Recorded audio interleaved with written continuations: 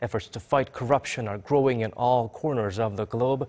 Since the dawn of the 21st century, Asian Development Bank and the OECD brought together governments in Asia to find solutions. Their latest session is held here in Seoul.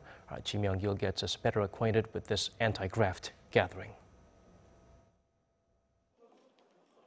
The three-day regional conference on anti-corruption initiative for Asia and the Pacific kicked off in Seoul on Wednesday, during which the 31 participating countries exchanged approaches to tackling corruption.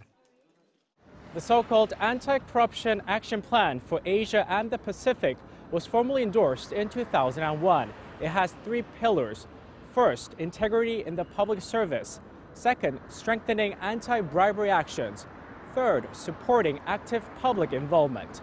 The participating governments voluntarily commit to the plan to combat corruption. During the policy dialogue, Korea presented an anti-corruption law that came into effect last year, aimed at preventing bribery among public officials. The Asia-Pacific nations are very interested in benchmarking Korea's anti-graft law.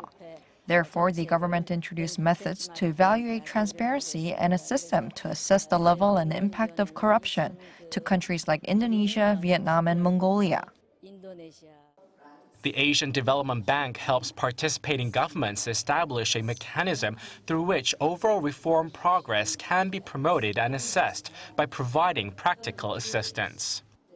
ADB spearheaded this idea way back when, 17 years ago, and it continues to lead the way throughout this initiative and bringing countries on board to the anti-corruption fight. Throughout the year, there are initiatives and other smaller groups that are launched as a result of this annual conference.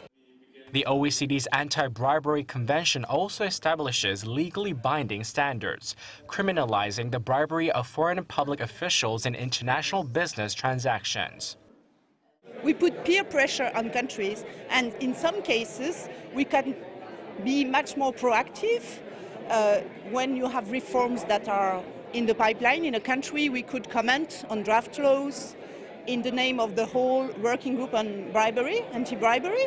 So we send letters to governments. The ADB and OECD hope the conference will help policymakers, civil society, and business sector representatives assess progress and exchange ideas to help fight corruption. Ji Myung-kil, Arirang News.